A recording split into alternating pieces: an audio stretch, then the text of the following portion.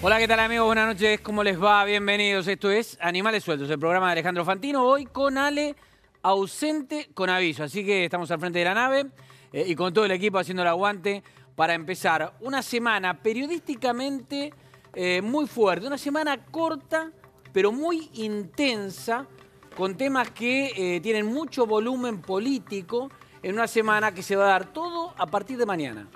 Y el miércoles como el gran o super miércoles, en donde va a haber muchos temas sensibles para el gobierno y muchos temas sensibles para la sociedad también. Así que saludo a todo el equipo para empezar y también a nuestros invitados. Romina, ¿cómo andamos? ¿Bien? Bien, Maxi. muy bien. Mariel. Bien, muy bien. ¿Todo en orden? Tato, Dani.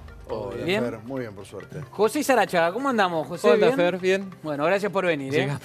Héctor hoy, Héctor García, abogado laboralista, especialista. Hoy, Héctor, vas a ser estrella, nos tenés que ilustrar de todo lo que... Antes del 1 de mayo. De todos los proyectos. Hay 3 proyectos, claro. ¿no? Metidos. 3 proyectos. Bien. Es el mismo proyecto que en noviembre se estaba debatiendo y consensuando con la CGT, que se ha dividido en 3 grandes iniciativas. Estamos hablando de la reforma laboral, que entró por el Senado. Sí, no se entiende por qué entró el viernes a última hora, ¿no? Bueno, lo que pasa es que, digamos, Es raro, venía- y lo colapsa querían meter ahí. para esta semana. Entonces, meterlo Sí. el miércoles, ya, ¿por qué decís? No, viernes a última hora, que entre un proyecto Pasa como que este. hubo mucho Sí, lío, sí. recordemos, el miércoles con la discusión tema tarifas. política para alrededor de las tarifas. Pero es cierto que hubo un cambio de estrategia del gobierno, ¿no? Definitivamente. Igual los diputados y senadores estaban esperando ese proyecto de un minuto a otro. La duda que tenía el gobierno era por dónde ingresarlo, cuál iba a ser la Cámara de origen, si Bueno, por eso diputados entró o por Senado. Y por que de eso alguna manera es menos conflictiva Así es. en algún punto. Así es. Igual privilegió el gobierno aquellas iniciativas, aquellos aspectos de la reforma laboral que generaban menos conflicto, que tenía un mayor acuerdo. Por ejemplo, el tema del blanqueo, ¿no? Sí, que de alguna manera hay como una mayor coincidencia. Si bien y que aprovechó eso como un caballo de Troya para ingresar otros aspectos que Ah, son te metió el urticantes. tema de las y que vamos a hablar. indemnizaciones, ¿no? Bueno, por eso, hay temas conflictivos que van a generar debate, pero, digamos, uno de los más importantes era el blanqueo, que era lo que había consensuado claro. con la CGT. En realidad, había muchas de las cosas muchos de los puntos de la reforma laboral los había consensuado con la CGT a fin del año Sí, pasado, claro, pero está bien. luego todo Después saltó. después nos vamos a meter profundo en el tema de reforma laboral. Maxi seguramente también nos va a contar si esto puede dinamizar la economía o no, si es que sale, pero nos metemos en el tema del día, concreto y fuerte de actualidad, que fue un tiroteo feroz que hubo en una comisaría en La Matanza. La comisaría de La Matanza que estaba, como tantas otras comisarías, superpoblada de presos. Parecía una mini cárcel. Tenía 18 plazas, creo, para poder albergar a detenidos y había 46. Y uno de ellos, y varios en realidad, pero uno de ellos de alta peligrosidad, que intentó ser rescatado por 4 delincuentes que llegaron a los tiros. Hay una policía, en un video que quedó registrado, fue herida y está ahora peleando por su vida. Tato, tenés este tema, ¿no? Este fue el tema caliente del día. Sin ninguna duda, 5 de la madrugada. Hasta ahora hasta hace pocas horas se creía que habían caído estos 4 delincuentes para intentar salvar a un grupo de barrabravas. Pero la última información dice que fueron a rescatar a un narco. No es menor esto, porque estamos hablando de la peligrosidad narco, que es la más complicada de todas, lo sabemos. Fueron a rescatar a uno de los presos que estaba preso por narcotráfico y que este hombre desde la cárcel, con un teléfono celular, fíjate el descontrol que había en esa comisaría, organizó su intento de rescate, del que participaron 2 personas que ya están detenidas. Un amigo y su novia o su pareja, que es una mujer que ya está presa. Esto fue el corazón de la trama siniestra de hoy en Vamos San a Juan. ver, vamos a hacer una cosa, Tato. Veamos el video para disparar el tema y lo charlamos y damos la información que tenemos.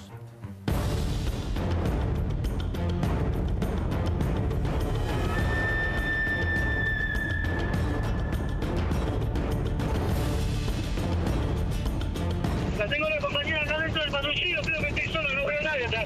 Necesito a alguien que me va poniendo camino. Para que me corte el tráfico, sí, amor, que me corte el tráfico. Rotatillo un gallo. Lo sucedido hoy en San Justo muestra la fragilidad del sistema carcelario y, sobre todo, desnuda una realidad preocupante en las comisarías de la provincia de Buenos Aires. Hay 54 cárceles en la provincia de Buenos Aires y hay 33 en el seno federal. En las cárceles federales tienen una capacidad para 11.000 personas. Está colmado. la capacidad en las provincias, en la provincia es de 27.000 presos. ¿Cuántos hay? 37.000. O sea que ya hay más de 10.000, pero a esto hay que sumarle los más de 3.000 presos que hay en las comisarías, con lo cual tenemos una superpoblación carcelaria de más de 13.000 personas. La comisaría tiene que ser el lugar de detención para los primeros momentos hasta que es interrogado por el fiscal, por los jueces, etc. Pero si se transforma ya en una cárcel, está desvirtuándose su razón de ser. Lo que hay que hacer es construir cárceles. El tremendo final del Canillita de Caseros alertó a los vecinos sobre el nivel de violencia que se vive en las calles. Lamentablemente lo mataron como un perro. Hacía 2 meses que había comprado su puesto de diario. Y él se resistió a que le llevaran la camioneta. Pensé que el primero que me iba a ir de este mundo era yo, no que sea mi hijo y en la forma en que se fue. Meses atrás se anunció el traslado de la cárcel de Devoto y con ello tratar de solucionar un tema que preocupa a los vecinos hace años. Acá viene gente que no sabes qué puede hacer. Lamentablemente, atrás de la reja nosotros. Realmente es lo que esperamos porque acá esto no crece por culpa de la cárcel. Hace ya más de 40, 50 años que prometen de que van a cambiar la cárcel. Vamos a ver si esta vez cumplen. La violencia en las calles está creciendo y las locaciones para los presos están abarrotadas. Justamente en la comisaría primera de San Justo, días atrás, la Defensoría de Casación Penal bonaerense había advertido que allí existía un riesgo latente, ya que en el lugar se pueden albergar 18 presos y había 56. En hora de la madrugada, a las 5 de la mañana, 4 personas con ropas similares a policía y todos portando armas de fuego. 2 ingresan rápidamente a la guardia, obviamente le tiraron a matar con un desprecio total a la vida de Rocío y de los compañeros de Rocío. No podemos todavía decir a raíz de qué detenido puede ser, si es que venían para rescatar algún detenido. Lo que se secuestró es 2 chalecos que utiliza el personal policial y después una pistola marca Taurus, 9 milímetros, que también fue secuestrada. Se calcula que fueron 5 disparos. Hace años que esto es una preocupación, pero sin duda, lo de hoy es una alerta para tratar de solucionar este problema. El dato fue, el hecho fue muy grave, ¿no? Pero pone en superficie, me parece, 2 cuestiones. Una es el tema de la superpoblación carcelaria y en las comisarías, porque si en las comisarías sobra es porque en las cárceles no hay lugar. O sea que tampoco hay lugar en las cárceles. Y por otro lado, la vulnerabilidad de las comisarías. Totalmente. Yo no recuerdo un intento de copamiento de una comisaría. No, yo me acuerdo de los años 70 pero no por la por violencia narcos, política.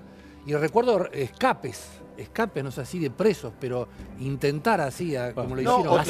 Nos olvidamos de Delía. Está bien, pero bueno, ahí no hubo arma de fuego. Delía está procesado por la comisaría de la Boca. Esta es la primera vez que hay un intento narco por rescatar a un narco de una comisaría. Lo que dice Fer es clave, porque una comisaría es mucho más vulnerable que cualquier sede del servicio penitenciario. Vos no entrás, 2 tipos no entran a, no sé, Marcos Paz o a Ezeiza y buscar un preso. Bueno, acá está prohibido que los presos estén en comisaría. No solo eso, de hecho no pueden tener celular. No, acá lo que ha además pasado, por lo que se ha podido reconstruir, es que uno de los presos al que intentan rescatar manda mensaje, de hecho por eso detuvieron a su pareja, que es quien habría organizado el intento de rescate, y le dice, venite ahora que hay poca gente, venite ahora que hay poco personal policial. ¿no? Había Hay 2 detenidos. 9 celulares secuestraron entre los detenidos que había ahí, que la capacidad era para 18 detenidos. Era una Había anarquía, 46. evidentemente era una anarquía. Ahora, si vos te fijás en las...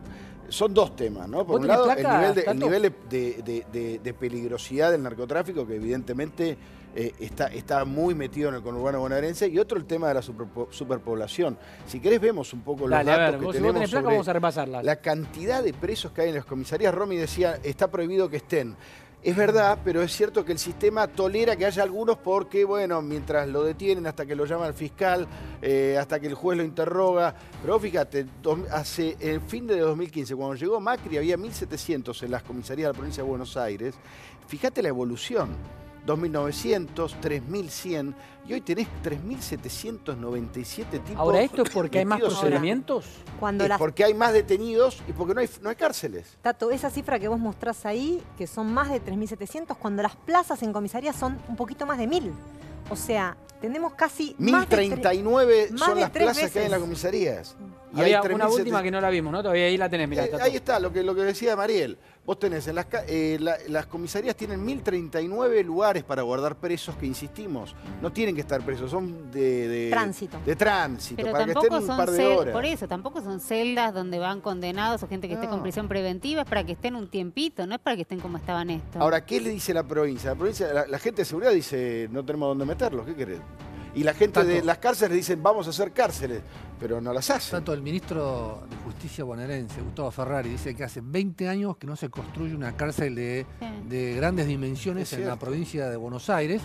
Y vos te acordás que el mes pasado se anunció una reforma de la justicia bonaerense. Y vos lo anunciaste, vos mismo lo anunciaste eso. Y uno de los párrafos era la construcción de una nueva cárcel. A ver si la legislatura bonaerense se mueve ahora. Lo escuchaba hoy a Perroni, ¿no? A la mañana temprano, hacíamos el noticiero en la 24. Perroni en vivo, ¿no? Hablando sobre este caso. Y nos decía, en realidad todos los periodistas, la comisaría estaba bien, había 7 efectivos. La pregunta es si 7 efectivos alcanzan para cuidar a 46 delincuentes, algunos de alta peligrosidad, como por ejemplo los Barra Bravas, que en realidad Barra Brava, pero estaban detenidos por delitos de droga y demás, o delitos como narcotráfico. Estamos compartiendo una falacia, no están para eso las comisarías. Bueno, además o sea, el servicio penitenciario tiene una lógica y los penitenciarios tienen una formación que no es la misma que pueden tener los comisarios en una comisaría. La capacidad para alojar era de 18 detenidos y había 46. O sea, había más de 3 veces. De por sí la fuerza de seguridad que estaban los policías no daban abasto. Hoy un comisario de una delegación de San Martín me decía, está establecido entre nosotros lo que se llama la rotación. Vale decir, tenés 40 en una comisaría donde solo puede haber 20, sabés que te va a caer una inspección, entonces hay 20 que los derivás a otras comisarías y después cuando la inspección termina vuelven a la comisaría original. Lo dibujan. Y así están rotando, por eso además hay tanto traslado de presos. Igual te digo, los policías reaccionaron bastante bien, no sé si ves en las imágenes. Eran pocos, estaban todos trabajando, porque las imágenes que vimos son videos internos de la comisaría. Por ahí estaban comiendo pizza. No era el caso, los tipos estaban trabajando y reaccionaron relativamente bien. Así termina una de ellas hoy luchando por Otra cosa vida, que me sorprendió fue cómo los sorprendieron adentro de la oficina. O sea, una comisaría que tiene 46 detenidos. Claro. No tiene ningún retén afuera. No hay en algunas comisarías una garita en la entrada. Consigna se llamaba. Consigna en la puerta. Evidentemente no. Si no, no puedes entrar así. Y está separada supuestamente la parte de atención al público de. Se supone que debería, sí. Debería. Como una simulación de ser policía. A mí la mujer policía fue realmente muy valiente porque estamos hablando de un enfrentamiento a 2 metros, ¿no? Ustedes vieron cómo ella logra esconderse y después, antes de caer, y llega a disparar, ¿no?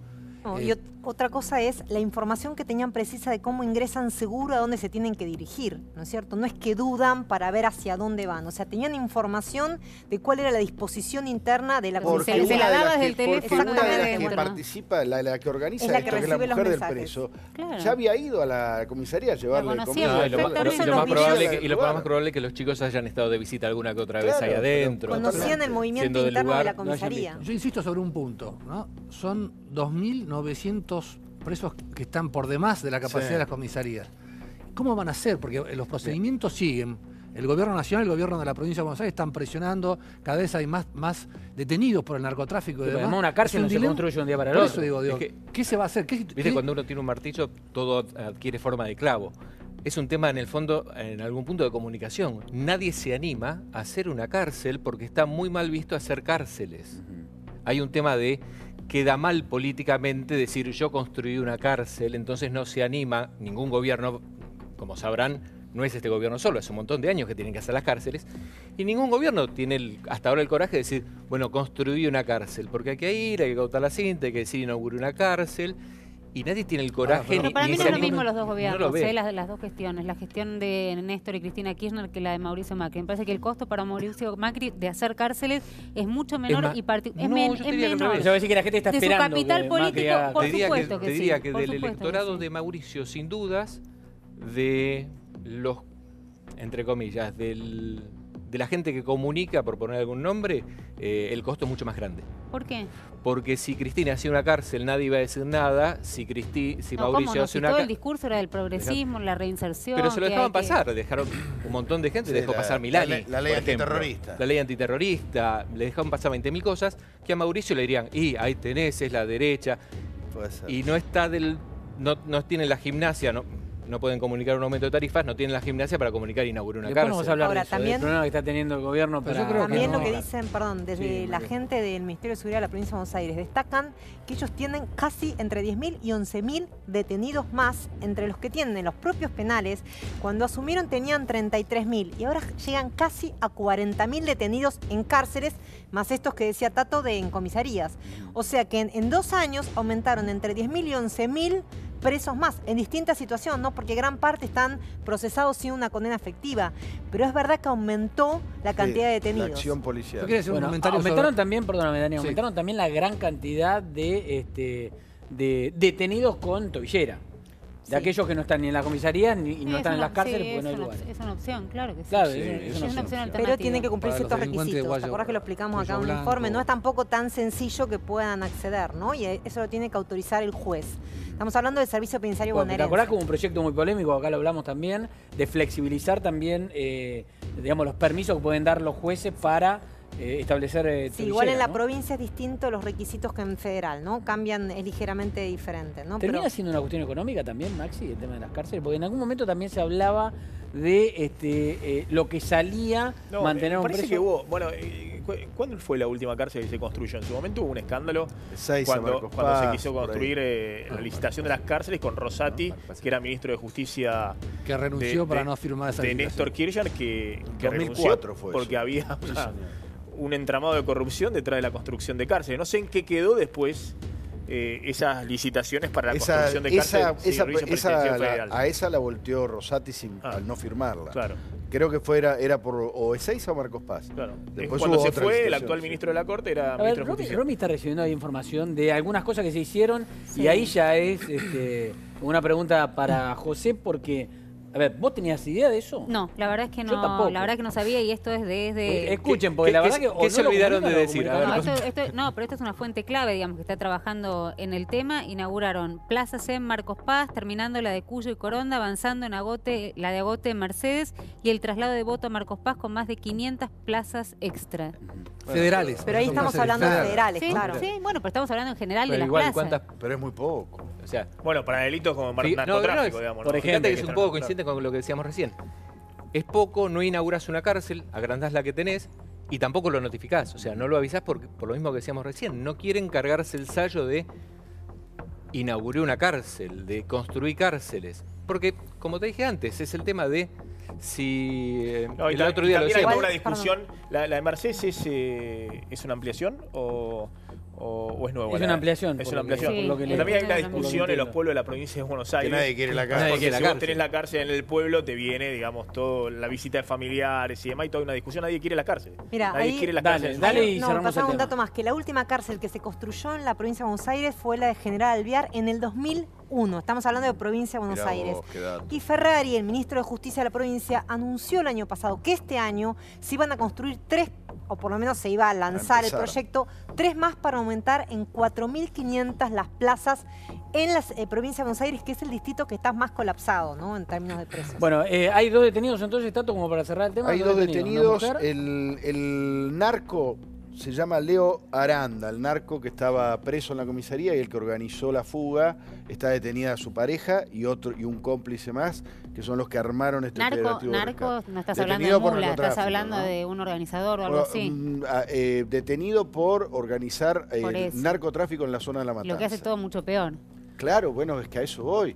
No estamos hablando de pirata de la falta. El narcotráfico, lo que toca, lo destruye. Cambiamos, nos metemos, a ver, decíamos, semana corta, pero intensa en lo político y por todo lo que va a pasar, ¿no? El miércoles va a ser super miércoles en el Congreso, el tema tarifario en el medio y también el tema de la reforma laboral. Ustedes recuerdan, ¿no? El gobierno intentó primero sacar un mega paquete de reforma laboral que fue muy resistido, tuvo que dar marcha atrás. Después dijo, vamos a mandar nada más que el blanqueo. Se pensaba que iban a mandar nada más que el blanqueo. Ahora en realidad aparecen 3 proyectos diferentes con el blanqueo haciendo punta, pero en realidad aparecen algunas otras cosas que el gobierno quiere meter ahí en el medio que hacen un poquito de ruido. Las vamos a analizar, pero primero veamos el disparador. El gobierno enviará al Congreso los primeros días de mayo una iniciativa para promover el blanqueo laboral, una propuesta que formaba parte de la reforma cuyo debate quedó trunco en diciembre. Vemos un diagnóstico muy claro donde hace falta proponernos un blanqueo laboral, donde hay muchos trabajadores en la informalidad, muchos trabajadores necesitan mejores capacitaciones para poder cubrir puestos de trabajo. Por otra parte, el momento en el que el gobierno se dispone a una nueva avanzada, la Corte acompañó con una acordada en referencia a los monotributistas, otro de los puntos que forman parte de la reforma y que ahora tiene el aval de la Corte. Yo diría que nosotros tenemos un problema muy serio de informalidad y de bajo crecimiento en el empleo. El punto es cómo hacemos en una economía que hace 9 años que no crece para que vuelva a crecer. Cómo hacemos para que haya trabajo productivo que pague impuestos, no que viva de los impuestos. Meses atrás ya se adelantaba que se volvería a hablar de la reforma mientras se estén realizando las paritarias. De esta forma el gobierno podría tener una herramienta más para negociar. Estamos pensando en una reforma integral que implique modificar la ley de contrato de trabajo o alguna norma establecida por ley. Lo que estamos pensando es que cuando se dé la discusión en las paritarias, se discutan allí algunas innovaciones y algunos cambios que mejoren las relaciones laborales. En el país hay 4,5 millones de trabajadores informales. El proyecto contempla una amnistía para los empleadores y una renuncia de los trabajadores a futuros reclamos. Será seguramente en los próximos días la discusión central, en medio de un convulsionado Congreso de la Nación. La reforma laboral es precapitalista, es esclavitud prácticamente. No te ponen horario de trabajo, trabajás las horas que quieren, el tiempo que quieren, no te pagan horas extra. Las vacaciones, si arreglas, cada trabajador tiene que arreglar solo con su patrón. Viene el dueño de una gran compañía y arregla con el trabajador. ¿Quién gana? Hay muchos miedos y hay mucho conservadurismo en el tema. Y en este momento no hay lugar para eso. Y estamos rodeados de miles de trabas absurdas que nos hemos puesto nosotros solos. Y algunos vivos, porque cada una de esas trabas, ¿viste? Es un kiosco que hay que pasar, ¿no? Obviamente. Me parece que está bueno. Todo lo que sea para implementar, siempre cuidando al trabajador, está bueno que suceda. Porque el país necesita gente que trabaje y gente honesta. Si fuera un equilibrio como para tener que se acabe la industria del juicio, que se acabe, entender un poco de las cosas que te pasan, que por la gente no quiere tomar empleados por ese tema, porque el costo que se paga a veces es demasiado caro, bueno, obviamente que todo el mundo está en contra. Yo también estaría en contra. El tema es que, bueno, es ver cómo se desarrolla y cuáles son los puntos justos a cambiar. Vamos a hablar de una reforma laboral cuando efectivamente se produzca una imposición. Hasta ahora eso no ocurre. Bueno, a ver, la cuestión sigue siendo el mismo debate, ¿no? ¿Es para embromar o para tratar de ayudar a los trabajadores la reforma, ¿no? Porque, a ver, más allá del análisis, que ahora lo vamos a hacer, Héctor, porque trajiste buena información y que la vamos a repasar en placa, pues son 3, ¿no? Sí. Los proyectos. El tema ¿es como dice Macri, que es para quitar trabas, o es como dice la oposición, que es para quitar derechos a los trabajadores? ¿Cuál es la cuestión de fondo, Héctor? A ver, yo a veces veo exministros de Economía que han perdido la sensatez o no han leído ninguno de los proyectos. Habló de esclavitud, ¿no? Si alguna vez lo tuvieron. Bueno, vos también. Bueno, si alguna vez lo tuvieron, ok. Vamos a ser un poco benévolos y vamos a pensar que este proyecto tiene, como todo blanqueo, un dilema ético, que es qué pasa con el que contrata siempre en blanco y de pronto ve que aquel que lo hace en clandestinidad ahora tiene una chance de que le condonen toda su deuda, de que le extingan la acción penal, de que lo bajen de los registros de empleadores incumplidores. Ahora, nadie piensa en los 4,5 millones de trabajadores que siguen esperando la oportunidad, ¿no? Este proyecto... Estás hablando del blanqueo concretamente. Del blanqueo concretamente, porque este blanqueo tiene algunos cambios cualitativos respecto de la redacción del blanqueo de noviembre. Creo que el gobierno ha atendido algunas de las sugerencias que del sector sindical se le planteaban. O sea, del paquete del proyecto que se presentó a fin de año, en donde estaba metido el blanqueo también. ¿Este blanqueo difiere? En algunos aspectos cualitativos sí. Por ejemplo, le da al trabajador 60 meses o 5 años que va a poder utilizar como tiempo de servicio con aportes para el día de mañana cuando se jubile.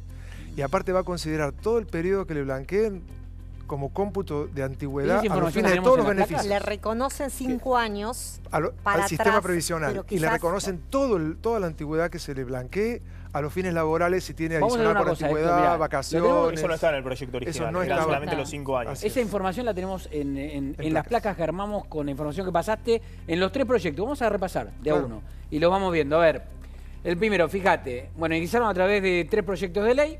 Este es el blanqueo laboral y las modificaciones al marco normativo de la LST, que es la Ley de Contrato de Trabajo, ¿no? De las relaciones de trabajo clandestinas o incorrectamente registradas, medidas contra la evasión laboral y de la seguridad social, creación del fondo del cese laboral. ¿Qué es todo esto? Claro, acá aparecen 2 aspectos que ya estaban en el proyecto original, las relaciones de trabajo clandestinas y aquel empleador que o tiene una fecha de ingreso distinta a la real o tiene la remuneración parcialmente blanqueada, va a poder blanquear, va a tener 360 días para hacerlo, contados de que el proyecto se transforme en ley y se publique en el boletín oficial. Y si lo hace dentro de los primeros 180 días, la condonación va a ser del 100%. Pero a ver, si yo tengo una fábrica no sé, de bulones, tengo 40 empleados, pero a 30 los tengo en negro. ¿Qué voy al Ministerio de Trabajo? Y a partir de ese momento... Este proyecto propone que sea hasta por vía electrónica, a través de por tu clave internet fiscal. Está bien, pero yo que los empiezo a tener en blanco ese día y no me persiguen. Nadie te pregunta nada. Ni penalmente, ni previsionalmente, ni laboralmente. Es la primera vez en Argentina que sale un blanqueo que te genera una amnistía total y te da la tranquilidad de que ingresás como empleador y no te van a cuestionar el pasado. Después el problema, y quizá Max se lo puede profundizar, va a ser el futuro. Pero si es sustentable que vos puedas sostener los nuevos costos. Pero si vos en la fábrica que dice recién Tato tenés 20 años de trabajo, te pongo del otro lado, como laburante. El empleado. Claro, el empleado, tenés 20 años. Vas a tener 5 años de aportes que te reconocen para atrás. Para tu PBU, para tu prestación básica universal cuando te jubiles. Y aparte, esos 20 años van a empezar a figurar como tu nueva fecha de ingreso a los fines del cómputo de las vacaciones. Adicional por antigüedad.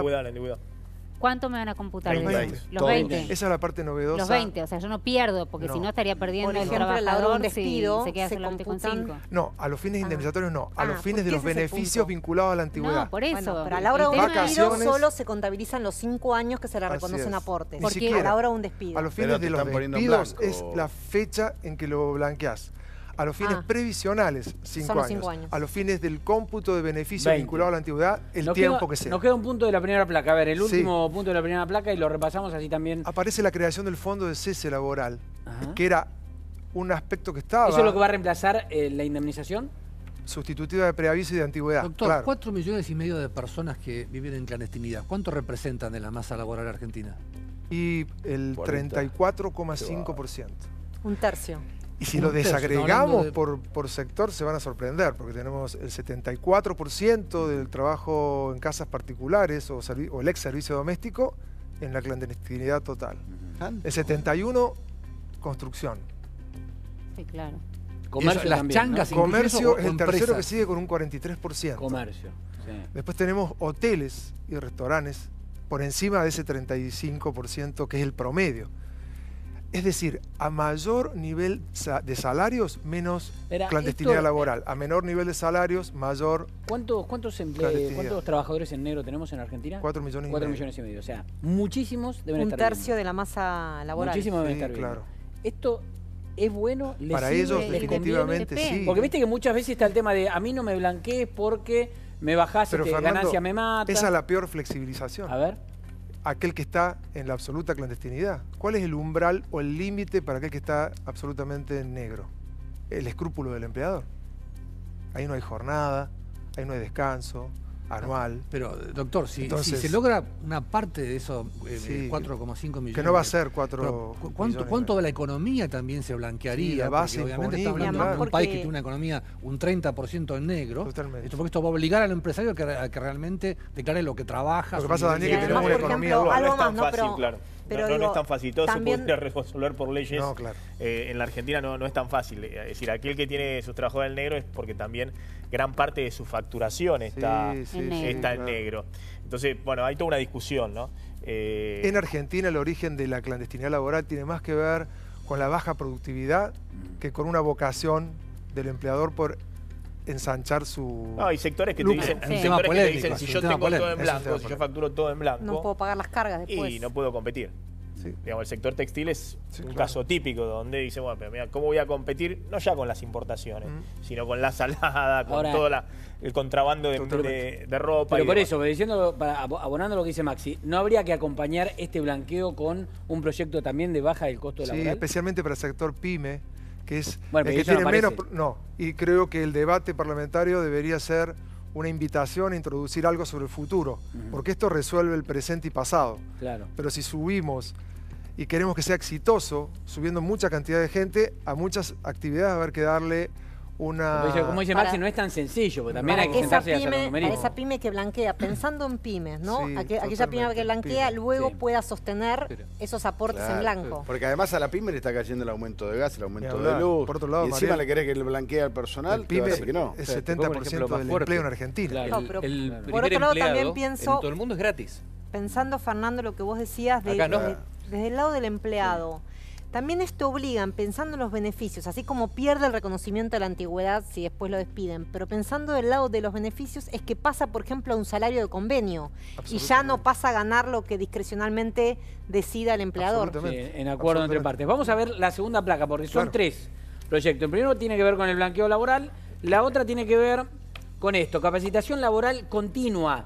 Esto también es un proyecto que se presenta, sistema de prácticas formativas por un máximo de 12 meses, hasta 30 horas semanales de carga horaria, en reemplazo de las pasantías educativas. En realidad estas son las pasantías, pero armadas de otra manera. No, la verdad es que por primera vez... Espera que lo leemos todo y lo explicamos. Sí, Creación del Instituto Nacional de Formación Laboral para atacar las múltiples manifestaciones de desempleo en la Argentina, fomento del empleo juvenil y entrenamiento para el trabajo, hasta 24 años de edad sin empleo en el sector informal, y ayudas económicas e incentivos para la contratación, Red Federal de Servicios de Empleo, Seguridad de Empleo ampliado. ¿Qué es todo esto, doctor? Sí, básicamente, por primera vez hay una iniciativa legislativa que le entra a la cuestión del desempleo, entendiendo que Argentina tiene los tres tipos de desempleo que se puede tener en el mundo. Tiene el desempleo friccional, que es el desempleo que surge de aquel que estadísticamente justo es sorprendido saliendo de un trabajo y en búsqueda de otro. Tiene el desempleo estructural, que fue el que se generó básicamente en la década del 90, cuando se reformuló la dimensión de las empresas del Estado, expulsaron mucha mano de obra que no se recalificó y se volvió obsoleta por falta de recalificación. Y aparece un tercer desempleo que es casi imperdonable y que tiene que ver con la brecha formativa, que es cuando hay desajustes entre la oferta y la demanda. Es decir, se demanda empleos que el sector formativo no genera, que es imperdonable para un país que tiene, por ejemplo, faltan ingenieros, ponerle, faltan ingenieros, faltan enfermeros, faltan muchísimos oficios y sin embargo nadie corrige la matrícula y seguimos generando abogados. Por ejemplo. Ahora, Héctor, ¿quién pierde? A ver, yo creo que acá... ¿Ganan todos? Porque en el caso, es muy difícil que todos ganen. No, bueno... Te digo porque vos acá, por ejemplo, con lo de la pasantía, otra vez vas a tener a la oposición diciéndote quieren que los pibes vayan a trabajar gratis, a las grandes empresas... Pero el que diga eso no está leyendo el proyecto. Mira, como Argentina es pendular, teníamos un sistema de pasantías en la década del 90 absolutamente abusivo. Podías ser pasante 4 años, podías tener una jornada o un tiempo, una carga horaria de 48 horas semanales, era un empleo encubierto. Nos fuimos al otro extremo. Hoy la pasantía educativa es hasta 1 año, con posibilidades de prorrogar los 6 meses, como va a ser en el nuevo sistema, pero 20 horas semanales. Imagínense estudiantes que tienen que hacer una pasantía en una planta industrial a 1 hora y media. No los contratan porque el transporte y el traslado es más tiempo que el periodo en el que pueden estar formándose. Entonces lo que se hace ahora, se buscó a especialistas y se hizo una propuesta equilibrada que la CGT acompaña. 30 horas semanales, incluso si la pasantía es en receso de verano, puede llegar a acumular más horas. ¿El tercer proyecto de qué es? Contámelo. Pero igual hay un punto conflictivo que tiene que ver con el cálculo de las indemnizaciones. Ese es un punto que va a generar conflicto en el debate parlamentario. Sí, el gobierno en el proyecto de noviembre tenía 8 reformas a la ley de control de trabajo. Hoy solo mantiene 2. Contanos el tercer La indemnización proyecto es una y la posibilidad de pactar condiciones individuales con asesoramiento jurídico o sindical es otra. Héctor, contanos el tercer proyecto y después vamos a Maxi porque... No, claro. ¿Qué quedan? 48 horas para saber qué pasa, ¿no? El miércoles es el día D. Es un día si clave. está ya todo, no está ya todo con el dólar. Sí. Ahora, Vamos al tercer proyecto, que es también muy interesante y muy esperado por todas las obras sociales, especialmente las obras sociales sindicales, que es la Agencia de Tecnología de Salud, que es una propuesta que en realidad es una recomendación de la Organización Panamericana de la Salud y de la Organización Mundial de la Salud. Sí. Argentina no está asignando bien los recursos. Un ejemplo, tenemos en la actividad de cuidado e internación domiciliaria la imposibilidad de blanquear más de 90.000 personas que trabajan en todo el país para esa actividad que está creciendo a una tasa del 60% por año, acá y en el mundo. Que va a seguir creciendo. Y que va a seguir creciendo por envejecimiento, cronicidad, enfermedades. Y sin embargo, no están en el nomenclador del plan médico obligatorio. Y en paralelo, las obras sociales reciben a razón de 3.000 amparos por año, ampliando la cobertura de medicamentos, de prótesis, que no se saben cómo se pueden sostener, de medicamentos que ni siquiera está comprobado científicamente que cumplan con su función, que es lo que está pasando. Se buscan bajar la litigiosidad con esto. esto. Bajar la que no llegue litigiosidad esto a tribunales. y reordenar los recursos para optimizarlos. Y también homologar un poco que hay tratamientos que acá quizás salen una fortuna y que quizás en el exterior, en Uruguay, se consiguen más baratos. Poder fijar el precio real, digamos. Es parte de la eficiencia de esta gente. ¿La idea es que salgan antes de fin de año todo? Sí, claro, la idea es que salga, que se trate mucho durante el Mundial. Bueno, en el medio de las discusiones paritarias, todo, muchos cerraron, pero igual.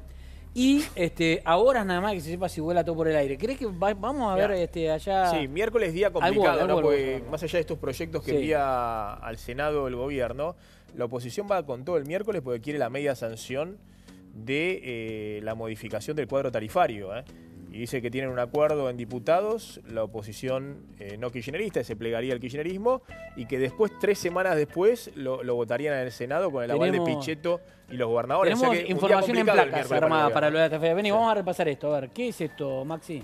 Mirá, Fer, esto es un gráfico que hizo el Instituto de Trabajo y Economía, muy interesante, que muestra la caída de reservas que hubo en distintos momentos complicados de los últimos años en la economía argentina. Esta es la cantidad de días. Por ejemplo, en los días previos a la elección del 2007, las reservas cayeron 1.800...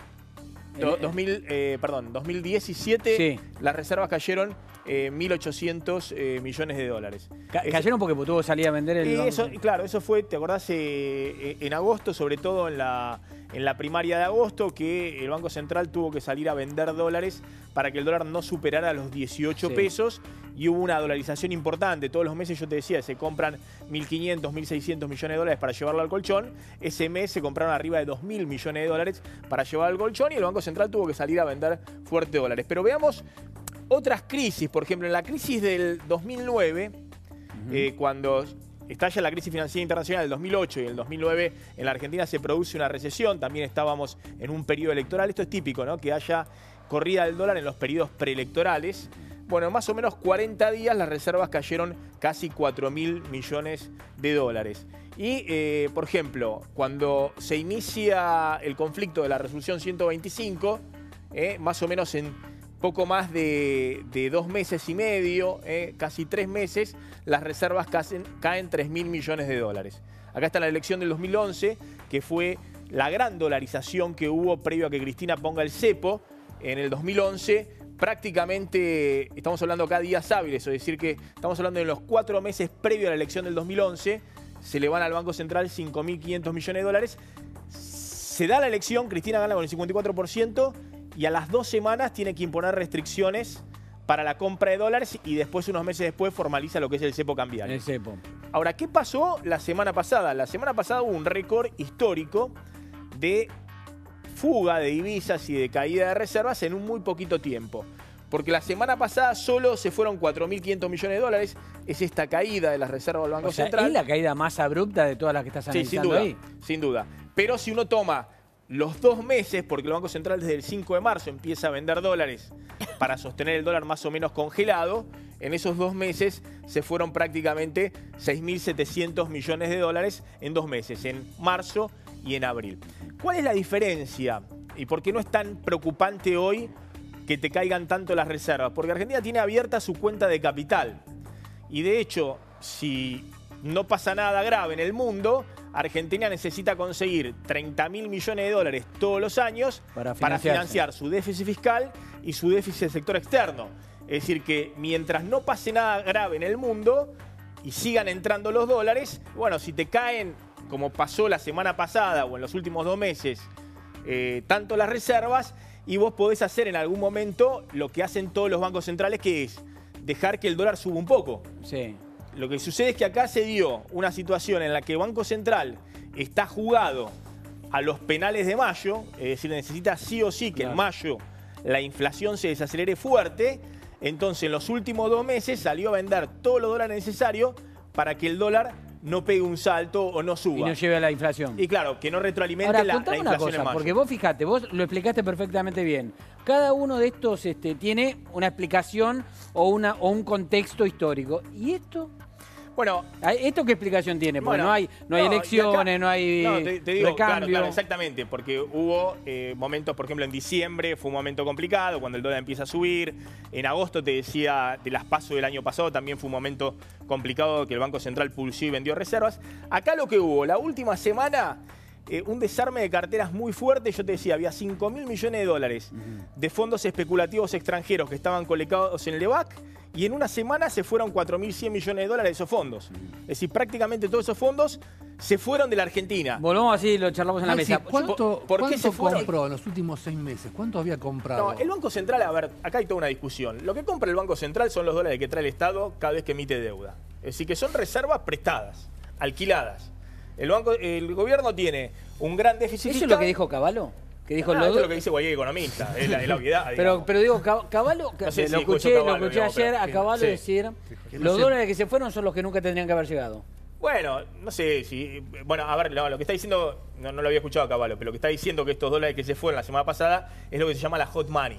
Es decir, fondos especulativos de corto plazo que vienen acá a la Argentina a hacer la bicicleta, en la jerga se llama carry trade, entran dólares, se cambian por pesos, se ponen en tasa de interés en pesos. Los 2 meses, marzo y abril, que el Banco Central tuvo planchado el dólar, esa tasa de interés de DEVAC de 2% mensual es tasa de interés en dólar, una tasa elevadísima. Para tener una idea, en el mundo la tasa de interés internacional es 3% y estás haciendo 4% de tasa de interés en 2 meses. Y cuando ven que el dólar se puede llegar a mover porque el Banco Central lo dejó planchado demasiado tiempo con una inflación muy alta, se las pican. En este caso, la semana pasada, justo calzaba que entrara en regir un impuesto del 5% a los tenedores de LEVAC extranjeros y se fueron justo los días previos. Y se siguieron yendo. ¿Esto se puede repetir? Bueno, a ver, Argentina está ingresando... Ahora la expectativa es, bueno, ¿qué pasa el miércoles? Bueno, el miércoles hay no se puede saber exactamente lo que puede pasar el miércoles, pero sí lo que ha hecho el Banco Central es jugar muy fuerte, muy pero muy fuerte. El Banco Central subió fuerte la tasa de interés. ¿Por qué sube la tasa de interés en pesos? Porque acá pesa de un lado el temor de los que vienen y ponen la plata y de otro lado la codicia. Es decir, la codicia hace una alta tasa de interés en la Argentina y el temor de que el gobierno devalúe y pierdas. Porque si el dólar sube, los tipos no salieron antes de la devaluación y pierden mucha plata. Ahora, entonces lo que hace el Banco Central, subir la tasa de interés arriba del 30%, es que el inversor ponga la plata. Le da un premio a la codicia. Claro. Es decir, miren, ¿quieren seguir apostando en la Argentina? Yo les subo la tasa de interés para que ustedes vengan y se coloquen en pesos. El Banco Central va a jugar con eso, va a jugar también fuerte si hay que seguir vendiendo reservas para vender reservas. Está mucho apostando el gobierno a que en mayo la inflación se desacelere y para eso necesita en estos días que el dólar no suba. Ahora, en un escenario normal, el Banco Central tiene elementos para efectivamente frenar esta mini corrida de los fondos institucionales. De hecho, siempre hay una tasa de interés donde prima la codicia. Si no la sube al 30, la subirá al 35 o aún donde efectivamente los fondos se quedan. El problema que tiene la Argentina es si cambia el escenario internacional. Es decir, si también te suben la tasa de interés de afuera, entonces los tipos agarran y te empiezan a correr. Y no se van solo de Argentina, sino se van de todos los países de Latinoamérica. Y ya lo dijimos muchas veces, Argentina es el más frágil, dejando de lado Venezuela, de todos los países de Latinoamérica. José, te quiero sumar con esto. Las cosas pasan porque el gobierno explica mal o el gobierno no explica las cosas que pasan. Es una mezcla. El gobierno no se anima a explicar determinadas cosas o cree que no debería explicarlas. Y cuando las explica bastante mal. Yo hice una listita chiquitita de 5 temas nada más. El primero, el más famoso, del tema de la herencia. La famosa herencia recibida. Que se negaron a explicitarla, se negaron a decirla. Alguna consulta. Todos somos gente de los medios. ¿Alguien leyó el informe de la herencia recibida? El Estado del Estado. ¿El Estado del Estado? Era un plomazo. Nosotros colaboramos de eso. Era imposible. O sea, le ponías garra, le ponías onda y decís, renuncio. Y además al estar todo compactado en un único documento. No se entendía nada después. Bastante tiempo después. Bueno, después el tema del correo. El tema del correo fue muy gracioso porque el tema del correo fue un tema que no se animaron a comunicar, lo comunicaron mal. Ahí tengo que admitir tuve un problema así como visceral. Hay un tema médico que se llama escrotitis, no aguanté más y tuiteé que me volvió loco que la oposición, o sea que el kirchnerismo le reclamara al gobierno por el tema del correo porque durante 12 años no hizo nada. Entonces escribí un tuit que se viralizó que decía: me llama la atención que los que durante 12 años no le cobraron un centavo a Macri, a Franco Macri, padre, sí, le reclamen ahora que Mauricio les cobra poco. Pegó tantas vueltas que hasta Gerchunov se lo mandó a Iglesia Cilia. Iglesia Cilia le contesta: no contestamos esto, porque el otro decía, ¿por qué no dijeron esto? Porque nos pareció una chicana. Al día siguiente salió todo el gobierno con la chicana esa. O sea, o no le encuentran, o les da vergüenza, o no se animan, o no sé. O les falta picardía. Con los Panama Papers lo mismo. Pero pasaron 2 años y medio, ya tendrían que haber encontrado. Con los Panama Papers lo mismo. ¿No crees que es una política adrede? No, te pongo el ejemplo más grotesco, que es la pensiones por discapacidad. ¿Se acuerdan? Se bajaron las pensiones de un plumazo, gran revuelo social, problemas, líos, la gente gritando, todos denunciando la quita de las pensiones. A los 2 minutos volvieron las pensiones. Te cambio el escenario. Tenés el mismo dato, los mismos hechos, los hechos son exactamente los mismos. Sí. Día 1, sale Juan Pérez del gobierno diciendo: che, mirá, descubrimos que hay un problema, no nos cierran los números de las pensiones por discapacidad. No dan. Hay algo que es estadísticamente imposible. Día 2 sale José Rodríguez, otro José Rodríguez, del gobierno diciendo: mirá, nos dimos cuenta que tenemos más pensiones por discapacidad que los países en guerra. O sea, no puede ser. Tercer día sale Marcela Fernández a decir: mirá, descubrimos que hay una ciudad que tiene más pensiones por discapacidad que habitantes. Cuarto día la gente sale a decir: bajen las pensiones, cierren las pensiones, haces el reajuste de las pensiones, al que le corresponde se la mantenés. Te puede pasar que en una te equivoques y le des la baja. El gobierno no sabe generar clima comunicacional para tomar las medidas atrás. No sabe pensarlo, no lo ahora en el tema tarifas, lo mismo con el caso Maldonado. Perdón, pero en el tema tarifas, yo voy a disentir con vos. El tema tarifas estuvieron audaces. Estaba toda la oposición cargando contra el gobierno por el aumento de tarifas y el gobierno hizo plin plin, le tiró los problemas a los municipios, a las provincias, repartió políticamente el costo de la medida. El anuncio de María Eugenia Vidal y el anuncio de María Eugenia Vidal. A ver, de Macri en Vaca Muerta. Y Macri parado ahí en Vaca Muerta, claro. Ese estuvo bien pensado, organizado, jugaron en pie. Me dejan presentar, vamos a escuchar a Macri, hablando de tarifas. José, ahora seguimos. Vamos a escuchar a Macri, que se involucraba directamente en el tema tarifas. Porque este gobierno tiene, y ya tenía cuando Macri era jefe de gobierno, en la ciudad de Buenos Aires, la idea de que se comunica con la gestión, más que con otra cosa. A ver, ¿qué decía Macri? Es mentira que los subsidios al gas y la electricidad no los paga nadie. Los pagamos todos, con más inflación y con deuda. Porque para pagar la energía tenemos que pedir plata prestada, lo que nos genera una deuda a futuro, que van a tener que pagar nuestros hijos y nietos. Esa es la mochila que les estamos dejando. Para cubrir esos subsidios nos tuvimos que endeudar. La otra alternativa hubiese sido hacer un shock de ajuste. Y ese no es el camino que elegimos. ¿Sirve esto en primera persona el presidente comunicando de esta manera? Anunciándolo él y tratando de explicar las bondades del aumento de tarifa cuando la gente está recaliente con el tema? Te diría que en mi pueblo dirían que es tarde, mal y nunca. Primero, se habla antes, no después. La comunicación se hace pensando, el escenario que poníamos recién. Esto nos pasa siempre que hablan después de que les estalla. Este gobierno hace siempre después que estalló.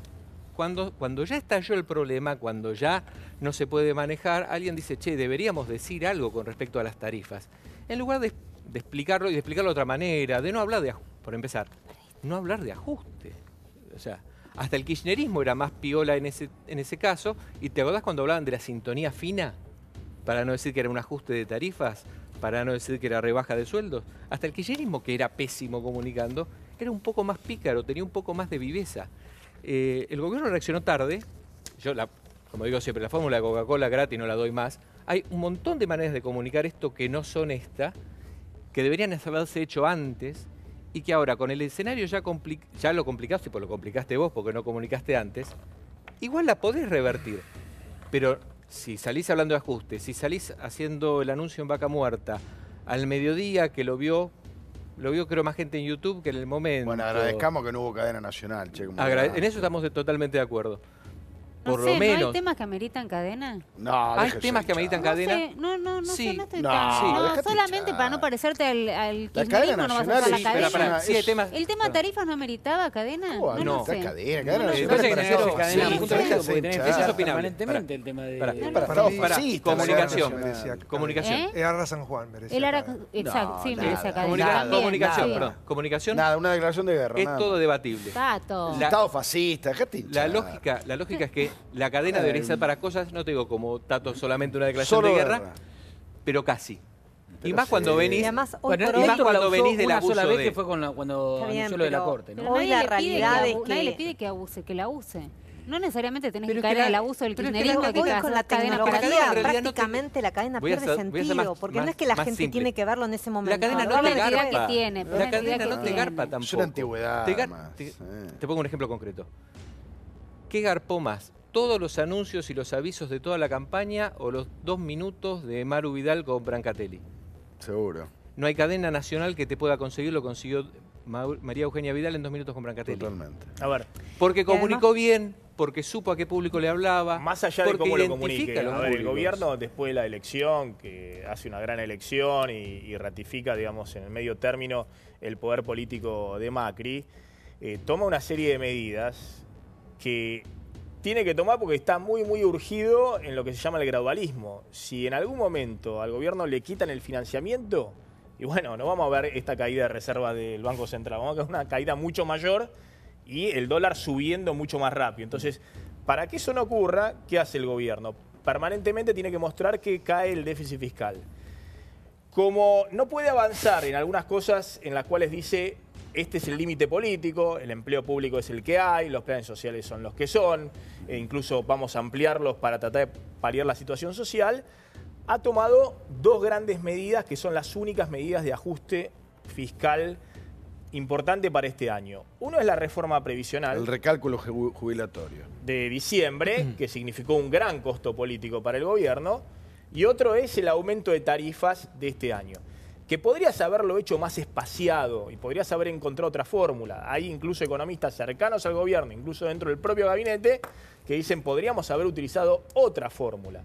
Pero fue una decisión de Macri, concentrar todo en estos 6 meses, todo junto, para después despejar el escenario para el 2019. José, en ese contexto está cayendo fuertemente la adhesión o el apoyo al gobierno. Pero por estas 2 medidas fundamentales, no es que simplemente una cuestión de comunicación, sino que está avanzando con 2 medidas que son muy impopulares. María tiene buenos números que ahora vamos a repasar un ratito, pero te quería preguntar, José, Mauricio Macri, ¿es buen comunicador? ¿Podemos poner de vuelta un poquito el tape? Mirá, ahí lo tenés. ¿Está bien? ¿Eso tenía que ser así, parado, gesticulando? No. ¿Te parece bien o te parece mal desde la comunicación? Me parece que el gobierno, como el equipo de comunicación de gobierno no sabe qué hacer. Mira, fue sin querer, pero casualmente todos los puntos que elegí de la mala comunicación del gobierno, todos terminaron con Mauricio Macri saliendo a poner la cara. El tema de la herencia, el correo de los Panama Papers, menos las pensiones por discapacidad. ¿O sea, vos lo usaron como último recurso o tuvo que salir? No, lo queman en cosas que no deberían quemarlo. El ejemplo más grave fue del correo. Si hay una persona que no tenía que haber salido a aclarar lo del correo, era justamente Mauricio Macri. No hacía falta si lo comunicabas bien antes. ¿Qué pasó? No lo comunicaste, tuvo que ser de Mauricio. Panama Papers, no lo comunicaste pésimo. La famosa frase de con los Panama Papers, Mauricio Macri y las cuentas offshore, para que no quede en duda, Mauricio Macri no tiene nada que ocultar. Fantástico, no pienses en un elefante, lo primero que hace la gente es pensar que está ocultando algo. Terminó teniendo que poner Macri la cara. O sea, Macri. ¿Y con el tema tarifas termina pasando lo mismo? Termina pasando lo mismo. Macri, que es la persona que, si vos manejás un equipo de comunicación, ¿qué haces? Bueno, al rey lo cuido. Esto es ajedrez. ¿Qué hago? Cuido al rey. Lo saco del esquema. Lo blindo adelante. Otro que dé la mala noticia. Otro que comunique lo más difícil de comunicar. Y al presidente, que es el que cuido, ¿qué hago? Y las buenas. ¿Pero no saben o no hay gente para? Creo que en este momento no solamente la mayoría es que no sabe, sino que tampoco escuchan al que dice otra cosa distinta. Hay como una cerrazón, sobre todo en el equipo de comunicación del gobierno, de no escuchar. Ahora, José, en este sentido, con el tema de tarifas ha salido mucho Marcos Peña antes de que saliera Macri, digamos, porque de hecho habló mucho, habló después de reuniones en Casa Rosada, habló en el Congreso, o sea, salió bastante, como vos no lo ves como un interlocutor adecuado para transmitir estas malas noticias. Porque Peña habló, no es que no habló. Cuando dijo lo de los Panama Papers, fue el que dijo con los Panama Papers no tiene nada que ocultar, con lo cual a la gente, de ahí en adelante salió cada cosa en ña, Panama Papers. Pero con el tema de tarifas, por ejemplo. La comunicación, no recuerdo exactamente las frases que usó, pero generalmente las frases de Peña arrancan con un no, que ya está prohibido por comunicación, te niega, en lugar de cambiar el eje de la discusión, reafirma lo que debería negar o niega lo que debería afirmar. No es demasiado buen comunicador, pero él cree que sabe y bueno. No, pero aparte... Bueno, mal no le ha ido. También tenés que tener en cuenta una cosa. Cada vez que el gobierno se equivoca, la oposición y especialmente el kirchnerismo sale raudamente desesperado a ayudarlo. Más allá de la comunicación. Bueno, no, ayudarlo. Vos fíjate, lo salva invariablemente. Eso es cierto. Te pongo el ejemplo. El aumento de las tarifas generó una marcha armada, el Velazo. Si vos al Velazo le sacás a los chicos de la primera fila, Delía, Baradel, Pablo Moyano, Rossi, y le escondés los micros y le sacás las banderas, es un golazo y hoy estamos hablando de otra cosa. Sí, pero no existiría el Velazo. Pero, lo podés hacer, pero no poner la cara. Pero ellos quieren la foto. O sea, ellos comunican peor, entonces van y quieren la foto. El tema de tarifas ha atravesado el propio electorado del gobierno. Sí. El gobierno dejó el tema tarifas en manos de Aranguren, que no es específicamente un comunicador. No, y aparte no es un cirujano además, nunca salió de mano fina a la hora de aplicar ciertas políticas. El gobierno hizo una reforma tributaria el año pasado y no dijo absolutamente en la reforma tributaria nada de los impuestos que gravaban las tarifas de luz o de gas. Carlos Melconian le presentó apenas Macri llegó al gobierno. Cuando se votó el presupuesto ya estaba claro que iban a subir las tarifas. Claro, pero por eso y el gobierno no planteó ningún proyecto de reducir impuestos para disminuir el impacto. Carlos Melconian le presentó a Macri, apenas asumió, un proyecto para aumentar tarifas compensando con reducción fuerte de impuestos con otros impuestos. Maxi, cierro este tema. Cierro este tema ahora y después vamos a volver, porque Mariela además tiene unas encuestas sobre imagen de Macri. Tato tiene un video imperdible de lo que le pasó a Macri ayer en un recital. En realidad Mauricio Macri, ¿no? Como marca. Después en un recital. Antes de ir a Scioli, Dani, ¿nos vas a contar cómo van a seguir las historias de Sousa y Cristóbal López? ¿Cuál es la estrategia de la defensa? Ahora que otra vez están los dos detenidos, te voy a contar qué es lo que va a plantear los abogados. Perfecto. ¿Qué pasa con Scioli, Dani? Tenemos en exclusiva un nuevo escándalo que tiene que ver con la Asociación de Corredores de Turismo Carretera. No tiene que ver con la indagatoria a la cual fue citado Scioli. La indagatoria de Scioli, la anunciamos la semana pasada, tiene que ver con ese juicio que tiene él de las cajas políticas que denunció Carrió, donde él va a hacer su última declaratoria y el fiscal Garganta lo va a mandar a juicio oral público. Este es otro tema. Este es un tema completamente nuevo. O sea, más dolores de cabeza para Scioli. Más dolores de cabeza para Scioli. ¿Por qué, Fernando? Porque el juez federal de Quilmes, Armella, allanó la sede de la Asociación de Pilotos de Turismo de Carretera y se llevó ahí las facturas de la publicidad y sponsoreo de las carreras de turismo carretera. ¿Por qué? Por una denuncia de la FIP, donde la FIP dice que están evadiendo 700 millones. ¿Ese es el auto? Ese es uno de los autos.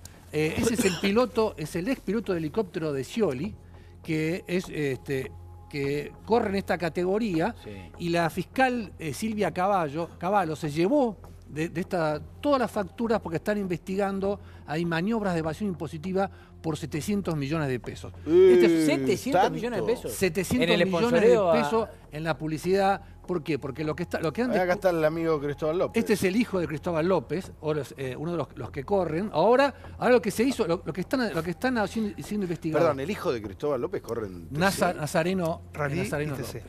Corre más. Acá tenemos un experto. Se necesita mucha plata para correr. Bueno, acá el tema es ese. El tema es que ellos necesitan un sponsoreo, juntar 13 millones de pesos, pero para eso, no todos los pilotos, obviamente, se ha descubierto que algunos de estos pilotos le venden a los factureros o usinas de factura truchas una factura de 100.000 pesos, se la venden, ellos reciben solamente 10.000 pesos el piloto. Y se quedan con 90.000 los factureros de estas usinas. Entonces hace un negocio enorme porque algunos de los que ponen publicidad, algunos de los que sponsorean, eso lo usan después para sobrefacturar, para deducir gastos. ¿Esto ya lo tiene el juez federal? Esto lo tiene el juez Armella de La Plata. Acá tenemos la denuncia que acaba está fresquita. Se ha ampliado ahora a asociación ilícita. ¿La denuncia quién la hizo? La empezó la FIP. Ahora la tiene la fiscal de Quilmes, Silvia Cavallo, y primero van a ir contra los empresarios que están atrás de eso. Entre ellos uno se llama el Gordo Claudio. Hay un funcionario de la FIP que participaba de toda esta maniobra, y después van a empezar a ir... ¿Y los pilotos? Después, ¿dónde está el piloto? Es una buena pregunta eso. Después van a ir por los pilotos, que obviamente hasta ahora son los que menos plata llevan de todo esto, pero es un circuito que me dicen que está extendido dentro del turismo carretera y que lo quieren cortar. Bueno, ya veremos cómo se defiende el piloto, sobre todo de Oil. Me olvidé una cosa nada más, perdón. Sí, a ver. Disculpen. El tema es que esta empresa que se llama Argentina Publicidad Contemporánea, porque vos te interesaba el tema del sionismo, es la misma que le dio facturas al hermano de Pablo Bruera en La Plata. En la campaña presidencial de Scioli se utilizaron facturas de publicidad, o sea que hay una conexión entre el turismo carretera y la campaña de Scioli a través de estas facturas y la misma agencia o usina de facturas. ¿Sabe manejar el hijo de Cristóbal López? Sabe manejar. ¿Sabes bueno, sí? No, sabe manejar. Está bien, es distinto. Sabe manejar autos de carrera, porque saber manejar... Sabe manejar autos de carrera, pero no es bueno. Pero son tres categorías, ¿no? Son tres categorías de turismo carretera. Bueno, ha corrido el Dakar. Sí. Con una Toyota, y corre también rally federal y corre turismo carretera. Es corredor en serio. Y es muy costoso tener un auto. Sí, claro. Bueno, Romy, contanos. Cristóbal López de Sousa, ¿qué van a hacer? Cristóbal López de Sousa, bueno, el viernes estuvieron hablando, volvieron a estar detenidos por una decisión de la Cámara de Casación. Ahora la pregunta es qué va a hacer el abogado, porque claramente no están conformes con esta decisión. Una decisión que fue muy costosa. Acá hablamos mucho de Fara, de Ballestero, terminó casi eyectando a jueces de la Cámara que habían decidido su excarcelación, volvieron otra vez a prisión. En su momento, lo que hizo Veraldi y lo que va a hacer Veraldi es presentar un recurso extraordinario ante la Corte. Vos me decís ¿cuál va a ser el argumento? Acá hubieron dos posturas, digamos, se vieron dos posturas en casación. Vos decís que casación, para que se entienda, es como la segunda instancia de los tribunales orales. En un juicio oral a vos te condenan y vos podés apelar a casación. Pero no puede ser un tribunal de la primera instancia, salvo en los casos en que la sentencia sea asimilable a sentencia definitiva. Y vos me vas a decir, pero esto no es sentencia definitiva, esto es lo que plantearon. Hornos dijo que sí cuando votó. ¿Por qué? Porque dice que en caso de que les permitiesen, digamos, seguir con la... Con el recurso. Con la estrategia que ellos tenían, ellos podían extinguir la acción penal pagando. Que si de Sousa y Cristóbal López pagaban y les permitían que eso terminase con la acción penal, ya era una cosa que no podías reparar, digamos, a futuro. Bueno, esto es lo que planteaba Hornos. Pero hubo una de las camaristas, en este caso Ana María Figueroa, que dijo, esto no es casable, la verdad que no es sentencia definitiva, no entiendo por qué vinieron acá, no tendrían que haber venido, digamos, esto es en resumen. Van a tomar lo que dijo Figueroa y van a ir a la Corte diciendo por qué por qué casación se expidió respecto de un tema que no es una sentencia definitiva, que no se puede asimilar a sentencia definitiva. Bueno, lo van a presentar en los próximos días, así que la Corte, después vamos a hablar, pero en medio de toda la historia de Lorenzetti, de casi una especie de paz bastante endeble, tensa calma, paz endeble. En medio de todo esto les va a llegar el tema de Sousa y Cristóbal López, así que préstenle mucha atención porque va a haber alguien con ese recurso, hay que ver qué es lo que dice la Corte. Y me parece que la Corte va a responder más de manera política que jurídica. Hay que ver si tienen ganas de tener este expediente o no. Recordemos que la Corte pidió investigar a Fara y a Ballesteros. De Ballesteros tenés algo, ¿no? Ballesteros está muy cerquita, Jorge Pati Ballesteros es uno de los dos jueces que terminó, digamos, eyectado a partir del escándalo que generó su firma en la excarcelación de López y de Sousa. Se pidió 30 días, lo habíamos contado acá, de licencia médica, y ahora lo más probable, yo te diría que a esta hora, y lo estaban hablando también desde el gobierno y el propio Ballesteros con sus allegados, es que se acoja a la jubilación. Ella empezó a tramitar la jubilación, tiene 62 años, hace más de 40 creo que trabaja en el Poder Judicial, o sea que los años de aporte los tiene de recontrasobra, y sería una salida bastante elegante, tanto para Ballesteros como para el gobierno que quiere que se vaya. El gobierno quiere. Es mejor que, sí, muy gustoso. Es mejor que una renuncia. Es una jubilación, por supuesto, separa todo, pero digo, es una buena salida para Ballesteros y es una buena salida también para el gobierno que no quiere conflicto, pero tampoco lo quiere en la Cámara. Tampoco lo quiere adentro. No, Mariel, te iba a comentar a propósito de Cristóbal López, cómo pasó estos primeros días detenido. Recordemos que él se entregó en el edificio Centinela al lado, en realidad ingresó a la unidad de Ezeiza el sábado a la madrugada, un operativo que tuvo mucha seguridad para que no se lo vieran, no hubo imágenes del traslado. Él ingresó al módulo 6, el mismo donde estaba... Él se entregó o lo detuvieron. Bueno, acordó una entrega con un auto de gendarmería que lo fue a buscar a un lugar acordado, se subió con su abogado en un bar, lo contó Dani el viernes pasado, creo, y fueron en este auto de gendarmería con un oficial de gendarmería a esta dependencia que está al lado del edificio Centinela. ¿Cómo estuvo estas horas? Ingresó al módulo 6, al pabellón C, que es el mismo donde había estado antes, ahora está en la celda 12, que es un pabellón que tiene, Fernando, este sistema que se llama Intervención para la Reducción de los Índices de Corruptibilidad, IRIC, que es un sistema especial para los presos que están detenidos por causa de corrupción, y los penitenciarios son elegidos especialmente y saben cómo de alguna manera tratarlos. Por lo que pude averiguar, está de buen ánimo, se hizo el sábado los exámenes de rigor. Está en este pabellón C, está con Ricardo Jaime, con José López, el ex secretario de Obras Públicas del kirchnerismo, y también está con el Pata Medina, por ejemplo, ahí. Estaba de buen ánimo, como te decía, Qué el loco, sábado... ¿no? ¿De qué hablarán? Bueno, comparte, porque recordemos que comparten el espacio común. Las celdas son más o menos 3x3, pero comparten el lugar donde comen, miran la tele. Muy poderosa. Cerremos ese punto porque les quiero decir algo. Sí. No, solo una cosa más. El sábado no tuvo visitas su primer día. Y el domingo lo visitó un hijo y hoy lo visitó otro. El corredor. Les digo, pasaron 7 minutos de las 12 de la noche. Acaban de pasar dos cosas. Una, murió el billete de 2 pesos. Claro. Murió el billete de 2 pesos. Después Maxi nos va a contar. Pero a las 12 de la noche moría el billete de 2 pesos. Y la otra, feliz día del trabajador. A todos los trabajadores, a los que están con trabajo y a los que están sin trabajo. A todos los trabajadores. También acá los compañeros. Los muchachos de acá detrás de cámara. Efectivamente, claro. A todos.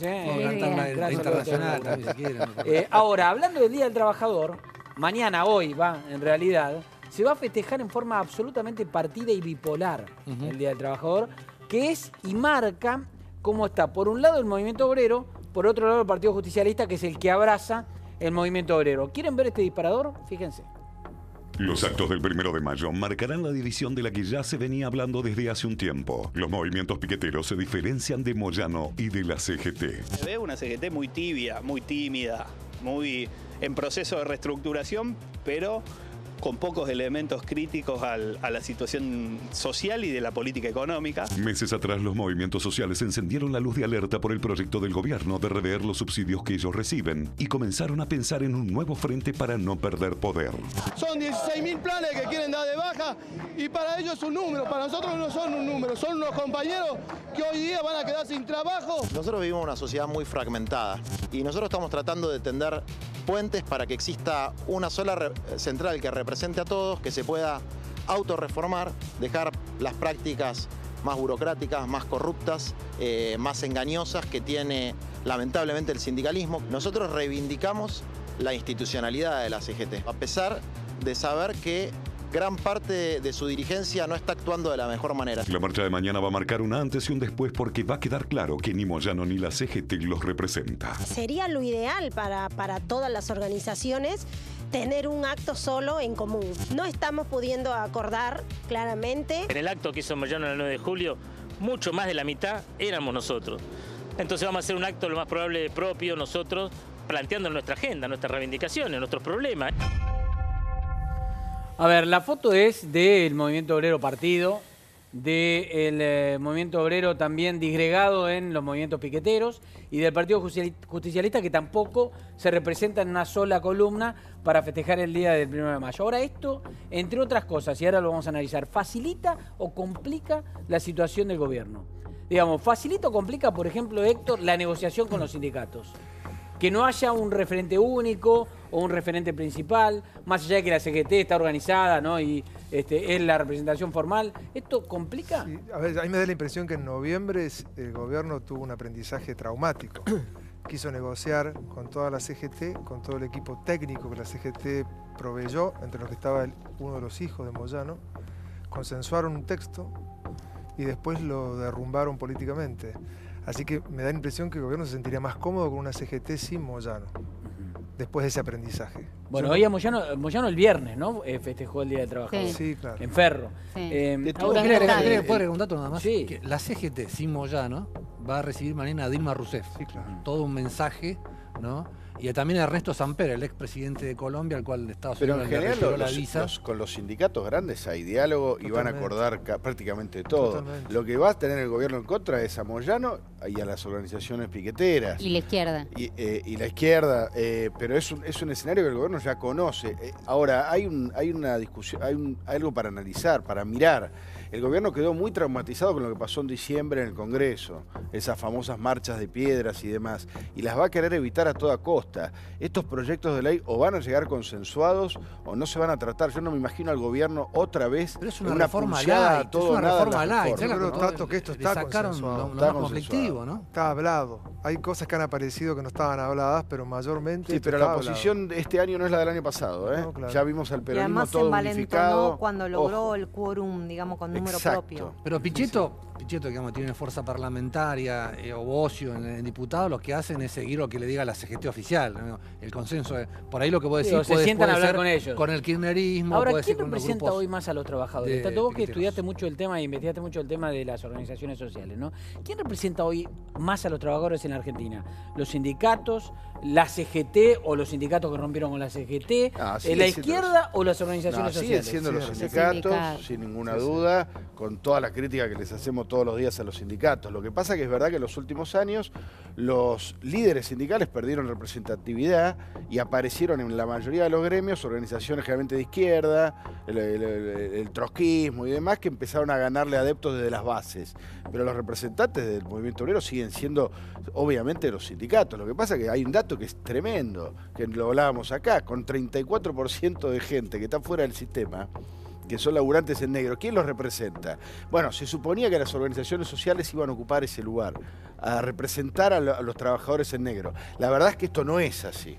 Ahora, se le puede dar una obra social propia y una entidad gremial propia a las organizaciones piqueteras, doctor? Técnicamente no. Y el blanqueo laboral es como patear el hormiguero, porque justamente lo que plantea es que haya una migración de esos planes sociales que van a servir como parte del salario si un empleador toma gente beneficiaria.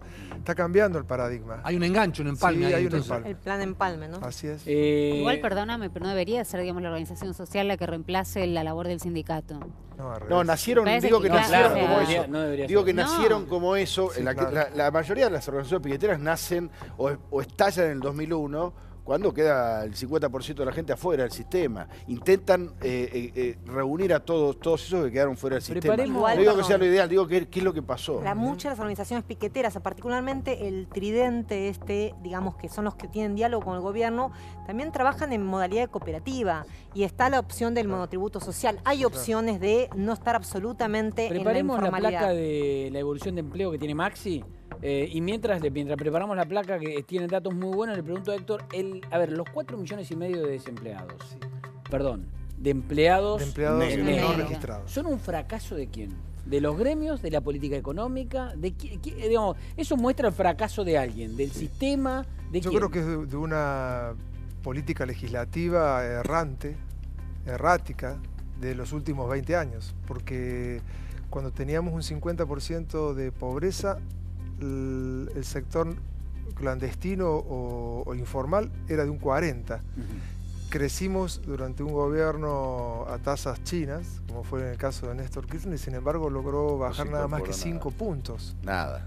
Eso muestra que hay un problema estructural que va más allá de las decisiones de gobierno, que tiene que ver con que el sector informal es un sector complejo de entender. ¿Pero no marca también un fracaso del sector gremial que debería haberlo conseguido? No lo miró, yo creo que se ensimismó, tuvo una mirada un tanto aislada del fenómeno, y por eso uno de los sindicalistas que encabeza la CGT, y yo comparto su visión, dice que es una imprudencia haber lanzado un blanqueo y que no se transforme en ley rápidamente, porque ustedes no se imaginan los fenómenos que están ocurriendo en el mercado laboral hoy, cuando está a punto de tratarse y empieza a aparecer litigiosidad previa de gente que quiere ya poner en crisis su no registración antes que la nueva ley baja la indemnización. Hay algo que hay que aclarar, que aquel que es blanqueado tiene que renunciar a la posibilidad de hacerle juicio al empleador. Sí, o sea, totalmente. eso es importante destacarlo, ¿no? Así como le reconocen 5 años, pierde el cómputo por inserción, Maxi, pero no tiene que hacerle cifras? juicio. ¿Sí, tenés?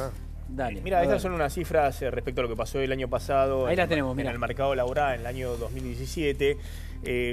Veamos, a ver, esta es la de... No, la otra quisiera, que es la del año 2017. Esta, exactamente.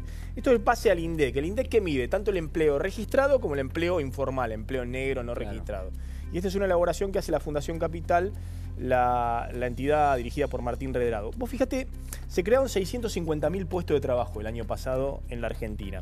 Empecemos desde abajo para arriba. Asalariados en blanco, privado en blanco, relación de dependencia en blanco, de esos 650.000 puestos de trabajo, solo 78.000 puestos de trabajo. Creció 1,3% nada más el empleo asalariado privado en blanco. Empleos públicos también creció 1,3%, 40.000 empleados públicos más en el último año. Empleados en negro, esto lo mide el INDEC. ¿Por qué mide el empleo en negro? Pues le pregunta a la gente. Claro. ¿Usted tiene trabajo? ¿No tenía? Bueno, ¿y cómo trabaja? ¿Informalmente? ¿Tiene aportes provisionales? O sea, el INDEC puede saber en la encuesta permanente de hogares si están en negro o no. Ese es un datazo. Bueno, mirá lo que creció el empleo en negro el año pasado. Fue gran parte del crecimiento del empleo de la era Macri. 269.000 puestos de trabajo, 9% de crecimiento el empleo en negro el año pasado. Creció exactamente, sí, por lejos lo que más creció. Monotributo y autónomos crecieron 5,4%. También hubo un boom de monotributistas el año pasado, 147.000. Que es el que dicen el empleo más precario, digamos. Bueno, pero está registrado, ¿no? Sí, sí, es blanco. Es blanco, pero no es el asalariado privado formal. 147.000 puestos de trabajo más. E independientes en negro, esto es el cuentapropismo en negro. ¿Ese no se puede sumar al empleado negro? Claro, sí. El anterior era empleado negro, estamos hablando de asalariados en relación de dependencia en negro. Con un empleador. Esto es cuentapropisto, independientes en negro. Es decir, changarines, pero que no aportan a monotributo ni a autónomos. También 8,9% de aumento, 115.000 puestos de trabajo más. Pero si más. sumás los dos en negro, te da más de la mitad. Claro, estás hablando de que de los 650.000 puestos de trabajo, el 60% fueron puestos de trabajo en negro. Estamos hablando de prácticamente 360.000, 370.000 puestos de Pero trabajo. ponele el cuentapropista, no en negro, que ese que va y te... Perdón, por eso subió el porcentaje de trabajo en negro el año pasado. Claro, te va, te pinta la casa, no te hace una factura, obviamente. Pero digo, el 9% que es de empleo en negro, ese es o empresas o pymes, digamos. Micropymes. Claro, micropymes. Ahí está. ¿Qué es lo que traba para contratarlo en blanco? ¿El costo? ¿O también hay una complicidad, como hablábamos antes, de empleado-empleador? Hagámoslo en negro, que es más barato para los dos. Yo creo que es la baja productividad que tienen. Porque si tuvieran una productividad mejor, podrían dejar de estar expuestos al riesgo que significa tener un empleado en negro. Baja productividad de la empresa, no del trabajador. No, de la empresa y en la actividad en la que se desenvuelven. Están enfrentados a la competencia y aparte tienen bajos niveles de productividad.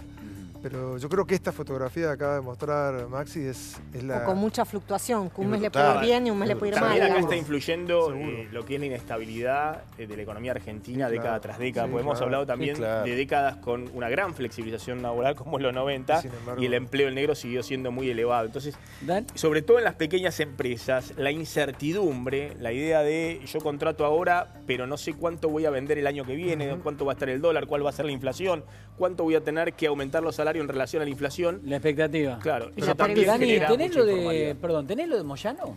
Tengo lo de Moyano. Porque también está este tema, ¿no? Que es el tema de cómo los empresarios muchas veces se ven atacados, acorralados por los gremialistas. Y acá tenés una denuncia muy concreta. Un testimonio directo de Quique Seri, un empresario transportista que ha sido directamente por el gremio de Moyano, que ha sido amenazado de muerte, que ha tenido que paralizar su empresa frente a las amenazas. Y todo lo que él dice, lo que vamos a escuchar ahora, Fer, está todo documentado, una denuncia ante la justicia, una denuncia policial y una denuncia ante el Ministerio de Trabajo de la provincia de Buenos Aires. No es nada más que una denuncia mediática. No es solamente mediática, lo que nosotros chequeamos, que lo que está diciendo lo tiene respaldado en documentación. Bien, vamos a verlo, dale. A ver. ¿Por qué razón su empresa está paralizada, por lo menos desde octubre del año pasado? Querían que les pague por encima de lo que estaban trabajando los camiones, a los choferes, y cuando les dijimos por la traza satelital cuántos kilómetros estaban haciendo, vinieron como a apoderarse de la empresa. ¿Le pedían dinero? Un retorno, 200.000 pesos. 200.000 pesos que le demos para poder liberar el libre deuda sindical. Automáticamente, cuando dijimos que no, fuimos a buscar el libre deuda sindical y nos dijeron que el libre deuda sindical no me lo podían emitir porque el quit estaba bloqueado dentro del sindicato. La mayoría de los choferes me decían: Quique, si no tenés trabajo somos una carga para vos. Sin trabajo no podemos hacer nada. Entonces me mandaban el telegrama, los indemnizaba por lo que les correspondía y iba dando de baja. Hoy no tenemos choferes. ¿Usted recibió amenazas de muerte? Vinieron un día y le dijeron que era muy fácil hacerme desaparecer o enterrarme 10 metros bajo tierra. Te vamos a fundir, te vamos a hacer esto, te vamos a hacer aquello. El día que estaba en una reunión en el Ministerio de Trabajo, se aparecieron 5 o 6 tipos. Y en el medio de la reunión apareció uno golpeando el coso y diciendo: nosotros te vamos a hacer mierda. Yo me levanté y me fui. Y uno se me puso al lado y me agarraba y me decía: me cuesta muy poco hacerte mierda. Me arrimé hasta la calle San José, que es donde está la central del sindicato de choferes. Y hablé con Marcelo Aparicio. Y le comenté lo que me estaba sucediendo. Le digo: yo no quiero ir a la justicia, quiero seguir trabajando y vivir tranquilo. Y él me agarró y me dijo que para vivir tranquilo tenía que hacer lo que ellos querían. O sea, es la única forma. Entonces me mandó a Luis Elías, con el cual tuvimos una reunión. Me pidió 450.000 pesos por el conflicto, 80.000 pesos para el equipo de fútbol de ellos, 200.000 pesos para ellos y 200.000 pesos para el de San Miguel, que también estaba en el medio. Un día estaba en la oficina, vemos la camioneta. Ahí están de vuelta los del sindicato. Y yo justo tenía que salir. Cuando estoy saliendo, la camioneta arranca a toda velocidad. Cuando veo que arranca, me venía al centro del coche. Hace muy poquito tiempo nos prendieron fuego un coche y lo dejaron en la puerta del portón, en el portón de salida de los camiones. Usted se reunió con una autoridad de la Secretaría de Transporte de la Nación. Guillermo Campra. ¿Y qué respuesta le dio? Que él sabía que me estaban fundiendo, que él sabía que Pablo Moyano se quería quedar con mi empresa, pero que él no podía hacer nada. En el gobierno de María Eugenia Vidal y en el gobierno de Macri hay funcionarios que le tienen miedo a Hugo Moyano y a lo que representa el sindicato. Es un problema de corrupción. Acá hay convivencia con mucha gente. Calculo que a nadie le conviene que todo esto se vea así abiertamente. Todo el que me arrimo para decirle que hay que denunciar, todos te agarran y te dicen: no tenés que denunciar. ¿Cómo lo vas a denunciar? Hoy estoy embargado, estoy inhibido y estoy mal por el tema de que no puedo trabajar. Hoy no tengo ni siquiera empleados. Mi hijo está subido arriba de un camión. Mi hijo estudiaba en la universidad, dejó la universidad para ayudarme a mí. Bueno, estamos pasando bastante jodido. La verdad que es muy fuerte, muy Sí, grave la sí. denuncia, ¿no, Dani? Ahora, ¿esto en la justicia avanza? Porque dice, los funcionarios no me escucharon. ¿La justicia avanza con esta denuncia grave? Todavía no avanzó, lo citaron a ratificar la declaración testimonial. Enrique Sieri lo hizo.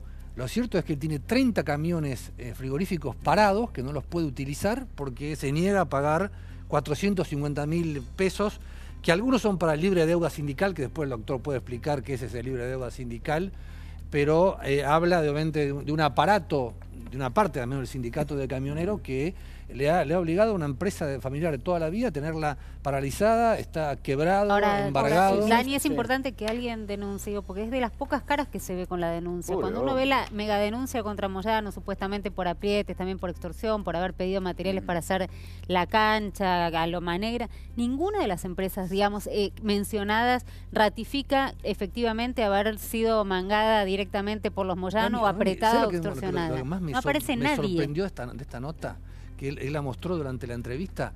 El sindicato de camioneros le mandó telegramas a sus clientes, entre ellos grandes supermercados, para que no le den trabajo. Claro, pero lo que yo te pregunto y es, ¿hay aceptaron, otros? No. le dejaron de dejar trabajo. Está todo documentado. Hay que tener coraje. Hay que tener mucho El Ministerio coraje. de Trabajo más. debería poder intervenir. O sea, no puede decir que los funcionarios no pueden hacer nada. Ahora, Más allá de que la justicia sí. investigue la denuncia. El Ministerio de Trabajo... Tengo que ir a algunos consejos que tiene Charlie ahora, pero después, Tato, prepárate lo de Fito Páez. Dale. Es muy fuerte lo de Fito Páez. Que hay que verlo y escucharlo. Después José nos va a decir cómo está el gobierno con ese tema. Charlie, recomendaciones. Bueno, ¿cómo lo hago laburar a Charlie, no? Qué capo. Es un capo. Aplausos y todo para Charlie. Tato, prepárate lo de Fito, hacemos una pausa y venimos. Bueno, atención con lo que vamos a ver, porque para el gobierno era una preocupación que se transformara en una marca y efectivamente se transformó en una marca, Tato, ¿no? Sí, pues todos nosotros crecimos escuchando a Fito Páez, uno de los grandes artistas de la Argentina, pero se metió en la grieta. Aquella vez que dijo, me da asco Buenos Aires, cuando había ganado Macri en la ciudad, y después participando en actos del kirchnerismo. Y se ve que ahora los que siguen al kirchnerismo lo van a ver a los recitales y los que no lo siguen lo van a ver más. Fíjense lo que pasó este fin de semana en el Luna Park, donde se presentó Fito Páez.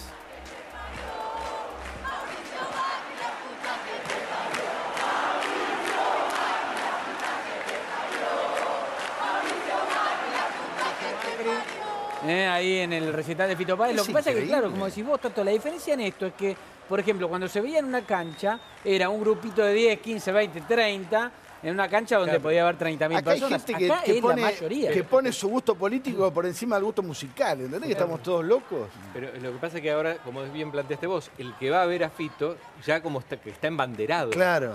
Es como ir a ver a Pablo Milanés en los 80. Claro, exactamente. Una cosa así. Sí, delirante. Ahora, increíble. el gobierno Pero era contra la dictadura, ¿verdad? Claro. No, exactamente. Pero me refiero a que te embanderabas. Sí, el problema lo va a tener Macri en un recital de Tambiónica. Claro, por ejemplo, ahí estaría. José, en Chano. Ahí estamos complicados. Para ir cerrando, contame. Pero digo, eso lo tenías que haber manejado. Cuando salió el primero, haces un par de spots, un par de chistes bien armados, con la música misma de la gente. ¿Alguno Mauricio pensó Macri. en poner al gabinete cantándoselo a Macri? No tanto, no hace falta. ¿Por qué lo quieren poner a Mauricio bailando en el balcón de nuevo? ¿Por qué esa cosa loca? Pero un par de ideas bien resueltas y no jodían más. Humor. Bueno, nos estamos despidiendo, ya estamos cerrando, no nos quedó más tiempo. Vamos a aclarar, Fer, que mañana se desmonetiza directamente el billete de 2 pesos. ¿Qué significa? Que no hay obligación de aceptar el billete de 2 pesos. Los 1.000 pesos que te debía el billete de 2 pesos, no, si lo quieren enchufar, ya no vale más. En el chino tampoco. Que hay tiempo hasta el 30. Ojo que hay se dinamitó el No, pero hay tiempo programa. hasta el 31 de mayo para llevar los billetes de 2 pesos que tengamos en casa al Héctor, banco. gracias por haber venido. por favor. Nos despedimos. Gracias, Mañana está Ale, obviamente. Gracias a todos. Chao,